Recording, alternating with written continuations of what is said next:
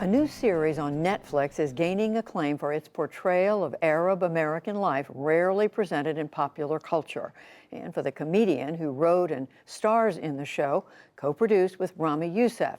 Jeffrey Brown talks to Mo Amer, who bases this story on his own. It's part of our arts and culture series, Canvas. I went in there for some legal advice. Did you hear the one about the Muslim immigrant of Palestinian descent, his Mexican-born girlfriend, and Nigerian-American best friend? Welcome to the world of Mo. I don't believe in therapy. It's a scam. How's therapy a scam? Because you pay some PhD $200 an hour where you can talk to God for free anytime. I don't ever see you get out of prayer mat. Yeah, I don't walk around with a prayer rug all the time. What am I, Aladdin? This is not Disney. The Houston-centered life of Mo Amer and the character he plays in the series Mo is an American mashup of cultural collision, comedy, and crisis. Amen, el Padre, el Hijo, el Espíritu Santo. Don't do that. Some things are sacred, like the olive oil he carries in a small bottle at all times, reminding him of his homeland. And don't even think of trying to sell him chocolate hummus. Nobody knows where it comes from. Nobody even knows what hummus means. Hummus means chickpeas. Like, people walk up to me like, here's some red bean hummus. This is not hummus, okay? This is red bean mash. That's what this is. So it's just like clearing that up, and there's so much comedy to unearth there, and it's like this constant irritant that happens. But see, there you go. I mean, it's comedy, but an irritant. It's like pain and pleasure at the same time for you. That's where the best comedy comes from. Like, if I'm not attached to it emotionally, I don't think it resonates comedically. We made it! We made it! We made it, y'all! 2 Netflix comedy specials first raised his profile nationally. Here he riffs off the pandemic and more. We're here. That was the second time I ever thought my career potentially might be over. The first time was right after 9/11. Someone named Muhammad, I was like, it's not looking good for me out here. And now Mo the series goes further, pushing Amer into acting. And a sensitive, funny, but often painful portrayal of a family very much like his own. Parents who left Palestine and migrated to Kuwait, where Mo himself was born. And then in the Gulf War fled again, this time for the Houston suburb of Alief, entering the U.S. as refugees. I mean, I pinch myself daily. On a visit to New York recently, he spoke of recent success, but early professional pressure to steer clear of his personal story. There was times where, like, hey, you know, my friends, my really good friends in stand-up and comedy would just be like, oh my God, I'd work with them, they'd come in from LA, they'd do shows in Houston. And a couple of occasions, like, just change your name, just change your name. Change your name. Just, you're so talented, just change your name. Like, it'll be so much easier. Like, you're just so good. Like, they would just tell me this.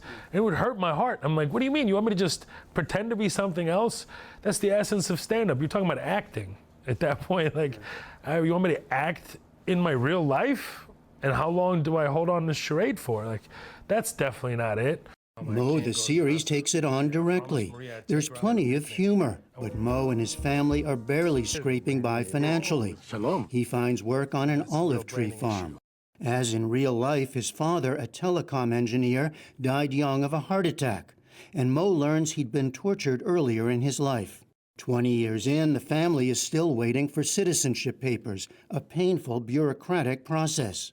It's a portrait of a fragile, in-between existence. Very similar to my life, where it took me 20 years to get my citizenship.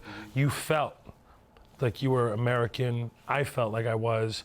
And then somebody would tell you, like, oh, wait, you weren't born here? And then they feel a little different. And we're like, well, how can you pay taxes and still not have your papers? I'm like, yeah, it's complicated, and that's been my whole life. When you thought about what story you wanted to tell in this series, how important is that Palestinian identity, that heritage?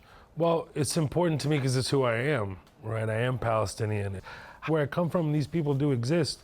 And so it was important to me to just highlight that, but it wasn't the main point. It was just happens to be like the vehicle to deliver all these like messages of belonging.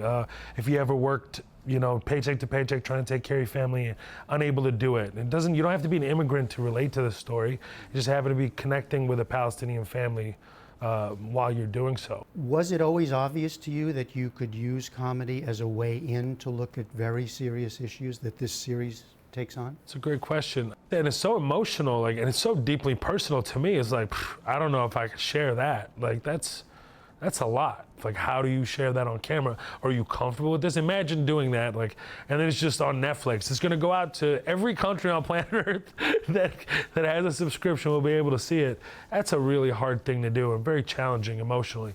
However, it's really important to settle into that, to sit in it, to breathe in it, to feel it. I'm so sick and tired of having to work. A serious moment, his mother pushing back against his despair. Hey, why you are raising your voice on us? What do you want us to do, huh? Sit and cry? Do you think me and your dad sat out there feeling sorry for ourselves because Saddam took everything we had? Hey, Mo, my man, only players and coaches allowed on the field, buddy. More for fun, Mo marches to the pitcher's mound to exhort his young nephew, who's just given up a home run, His name is Osama. to live up to his Arabic name, Osama, or Lion. For Mo Amer, it's all part of a deeply human story. Hold on a second, Bob. Imagine all the things that had to happen for me to come here and to do a series, to end up with a series. It's like we was born, my mom fled Palestine to end up in Kuwait. From Kuwait, you were born, and then you had to flee war. This little kid, this 9-year-old kid, ends up in Houston, Texas. He goes to the Houston Livestock Show and Rodeo, sees stand-up for the first time.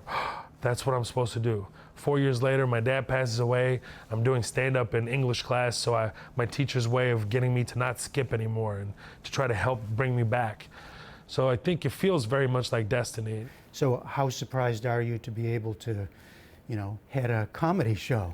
I'm not gonna lie, I look around sometimes like, is it real? Like, is this, man, this is great. Like, it's really being received so well, and I think that it's clear that the appetite is really big for some real stories that connect with people in a big way, and I'm just so grateful. The hard work really pays off, you know, really does pay off.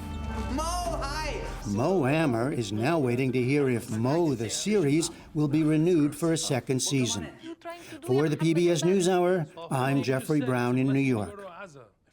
All that hard work looks like it is paying off. Thank you, Jeffrey Brown and Mo Amer.